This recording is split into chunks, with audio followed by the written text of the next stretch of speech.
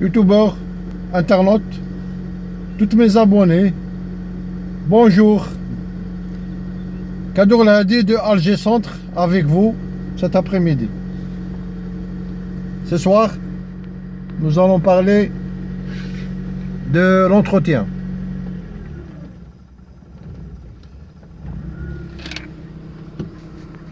La durée de vie d'un moteur automobile, il dépend de, c'est-à-dire pour donner une longue durée de vie pour votre moteur, il faut l'entretenir le moteur, c'est-à-dire il faut respecter les vidanges du moteur. Mettez le vidange dans chaque 5000 km. Ça dépend de la qualité de l'huile utilisée dans le moteur. Il y en a l'huile synthétique. Vous pouvez marcher avec jusqu'à 10 000, 15 000. Mais l'huile ordinaire, le 40-50, vous marchez avec 5000 km. Ben, j'ai dit la durée de vie d'un moteur, elle dépend de l'utilisateur automobile. Tout dépend de l'utilisateur. Est-ce qu'il respecte la maintenance automobile? Et ce soir, je voudrais parler du deuxième aspect pour préserver et tenir la durée de vie d'un moteur automobile plus longtemps. Bon, on a parlé de la maintenance. Il faut respecter les vidanges. Et deuxièmement, il faut respecter aussi le régime de moteur.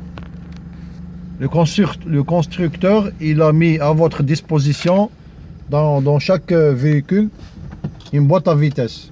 Il y en a deux types de boîtes à vitesse. Boîte à vitesse manuelle et boîte à vitesse automatique.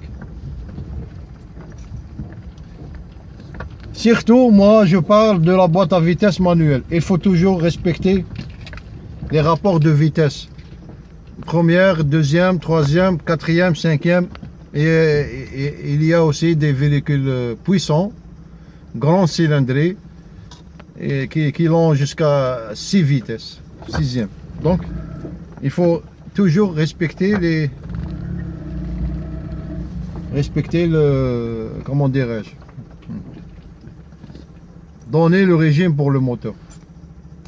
Donc, comment, par exemple, je vais vous donner un exemple, comment vous pouvez donner le régime d'un moteur.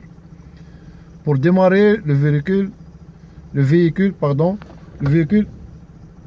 on a dit qu'il dispose de 5 rapports de vitesse. Première, deuxième, troisième, quatrième, cinquième. La première, de 0 jusqu'à, dans ma voiture, hein, je ne parle pas de la grande cylindrée, dans ma voiture, de 0, moi j'ai une Maruti Zen, Suzuki Alto, Suzuki Zen, de 0 jusqu'au 30. Ensuite, vous pouvez aller jusqu'à 40, mais vous allez un peu emballer le moteur. 30, 35, mettez le rapport deuxième, de 35 jusqu'à 50, 55, mettez la troisième.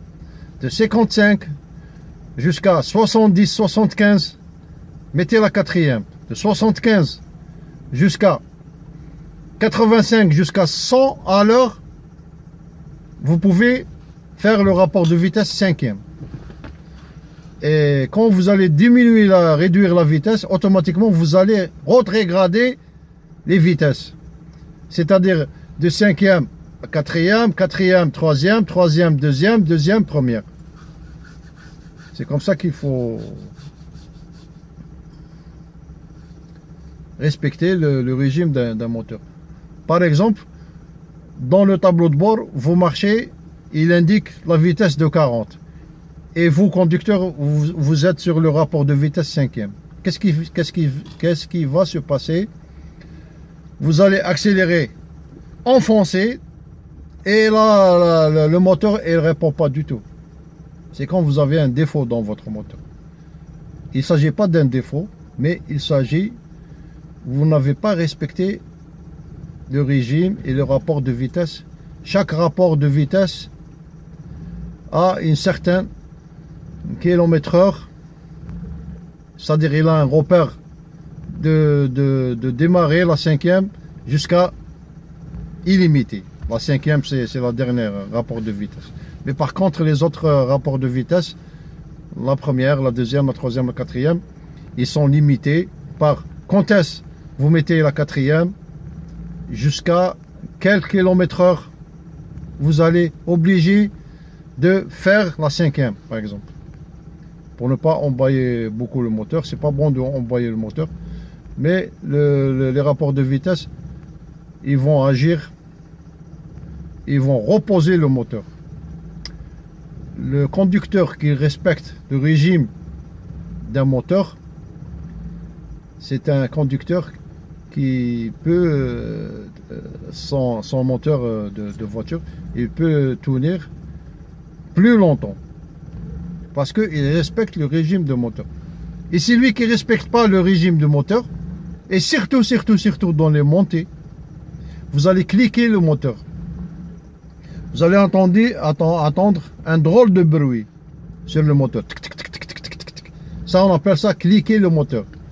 C'est-à-dire, vous êtes en troisième sur une montée que tu devrais être 50, 55 jusqu'à 60 et vous êtes 40, 35. Et quand elle va encore descendre plus et vous êtes en troisième, elle va descendre au 25 par exemple à l'heure, le moteur automatiquement il va cliquer. Qu'est-ce qui va se passer pendant que le moteur clique? À long terme, il va bousiller les soupapes. Il risque de bousiller les soupapes parce que le cliquage, ça vient de les soupapes. Il ne supporte plus parce que le régime, dans une montée de moteur, il n'est pas le rapport de vitesse et il n'est pas dans sa place. C'est pour ça que le moteur force et donne le bruit de cliquer. C'est les soupapes qui sont en train de bagarrer. Voilà. Cette fois, je vous ai fait cette vidéo théoriquement comme ça. Et un jour, Inch'Allah, je vais vous faire une démonstration directement sur l'autoroute. Et vous allez voir comment, quand est-ce je gonfle le moteur pour ajouter un rapport de vitesse. Et quand est-ce aussi on doit rétrograder la vitesse par des conséquences de l'état de l'autoroute. Parfois, elle est encombrée de plusieurs voitures. Elle n'est pas vide. Dans ces endroits qui commencent à avoir les embouteillages, vous êtes obligé dans ces endroits de rétrograder les vitesses. Sinon, vous allez, à long terme, je dis à long terme, vous allez squinter le moteur. Vous allez bousiller la durée de vie d'un moteur. Et ben voilà, je suis fatigué, je dois rentrer.